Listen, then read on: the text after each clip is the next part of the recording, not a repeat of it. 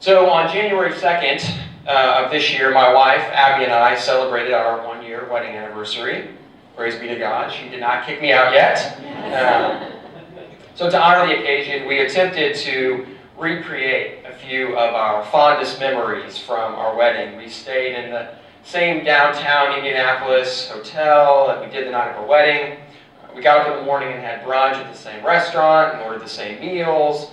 And our favorite memory was that we spent some time gossiping and gawking about the awful atrocities of wedding etiquette that were committed by so many members of our family that day.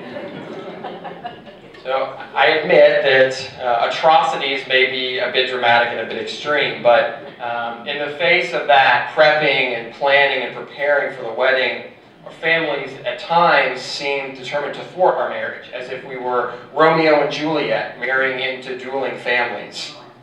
Amen, right? Our favorite issue to manage was the ever-coveted guest list. Abby and I had spent hours beforehand planning and prepping this perfect guest list. Long-forgotten aunts and uncles and cousins were added, preschool teachers, soccer coaches, family friends were added to the list. Believe it or not, we were able to sneak in some of our own friends as well, and we thought we'll bring this list to our parents and they'll be so impressed. And we thought wrong. Almost immediately we heard feedback from our families, well, what about so-and-so? They would be delighted to be invited, and in fact, their feelings would be hurt if they were not invited. And often we said, invite who? Who is this that you want us to invite? And the response often went like this, oh, you know, Cousin Johnny's brothers, sisters, wife's niece. She used to babysit you. So deflated, we went back to the list and revamped it, and again, well, what about so-and-so?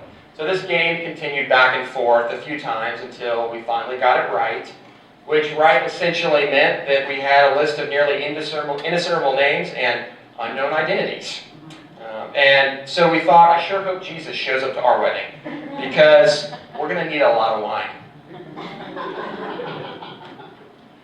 And so there we are. We find ourselves in Cana of Galilee, and the wedding list has been completed, and rather tactfully, Jesus has been included on the guest list.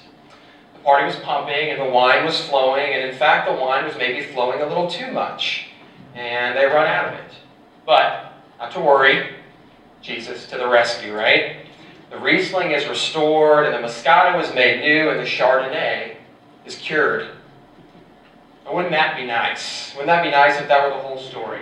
Jesus, the perpetual party animal, here to save the world one festive and joyous wedding at a time. In actuality, this is a far cry from the Jesus we encounter today in the Gospel of John. The first of Jesus' miracles in John's Gospel, the wedding at Cana, positions us in a rather appropriate position. We've heard about and seen the birth of Jesus. We've offered our gifts of gold, frankincense, and myrrh. We even got to experience Jesus' baptism. So now we find ourselves ready for the drama to begin, ready for the life and work of Jesus on earth. So here we are. We've made it onto the guest list for a front row seat at Jesus' first miracle, turning water into wine. We begin with what, in my mind, is a rather comical exchange between a mother and a son, guilty. They have no wine, she says.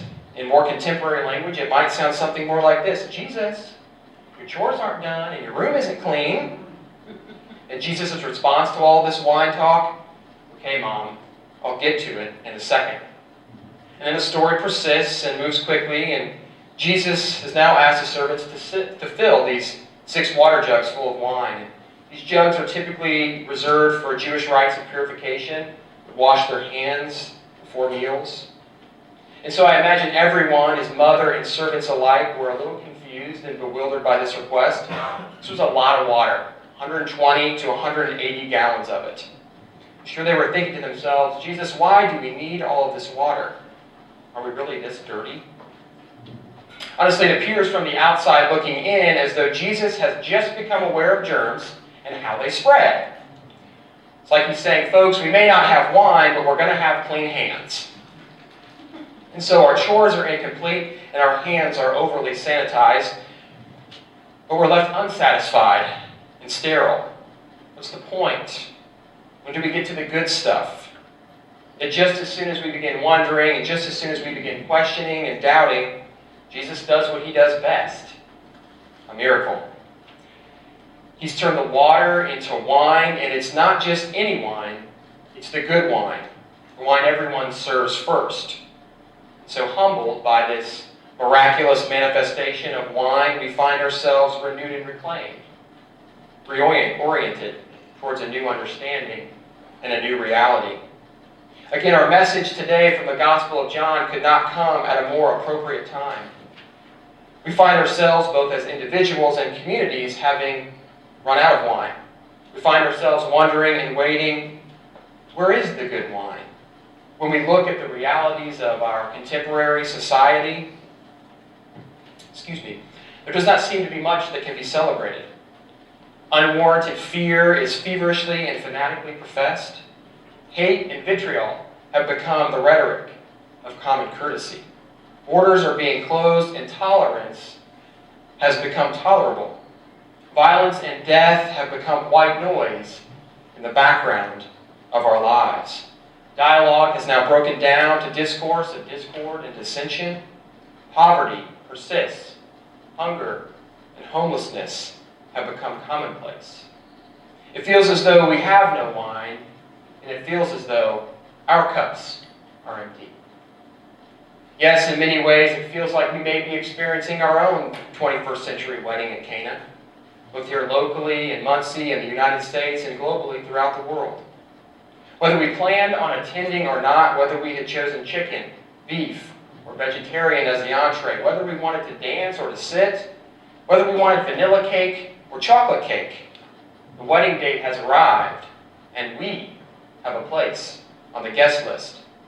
So, in the face of these debilitating realities, these seemingly unquenchable uncertainties, the question then becomes, where do we find the wine, and how do we fill our cups? On the eve of Dr. Martin Luther King Jr. Day, these contemporary realities become undoubtedly heightened. We remember his powerful words and his prophetic works. We lament over his loss, and we long for the dream. Yet in remembering him, we also find ourselves in celebration. Our cups are slowly being refilled. When we celebrate and embrace the words and work of Dr. Martin Luther King Jr., we begin to see the water turning into wine. Consider this reflection on King and what he called the beloved community.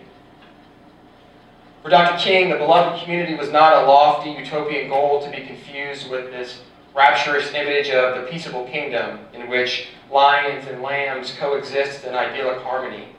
Rather, the beloved community was for him a realistic and achievable goal that could be attained by a critical mass of people committed to and trained in the philosophy and methods of nonviolence. Dr. King's beloved community is a global vision in which all people can share in the wealth of the earth. In the beloved community, poverty, hunger, and homelessness will not be tolerated because international standards of human decency don't allow it.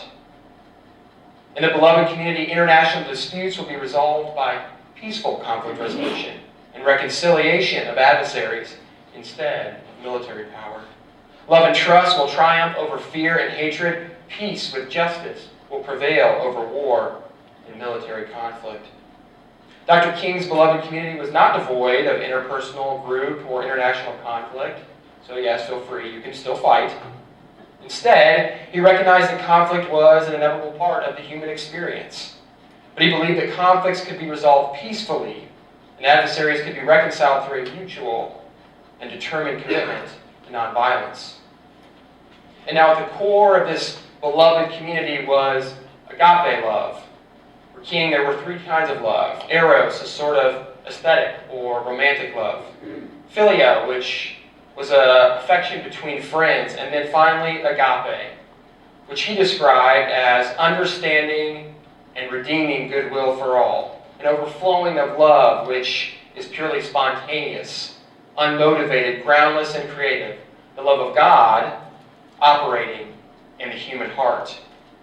He said that agape love does not begin by discriminating between worthy and unworthy people. It begins by loving each other for their own sakes. It makes no distinction between a friend and enemy. It is directed toward both. Agape love is seeking to preserve and create community. So, with an eye towards this beloved community and our cups beginning to fill, we traverse back to our story and back to Jesus. We said earlier that the miraculous manifestation of water into wine serves as a reorientation towards a new understanding and a new reality.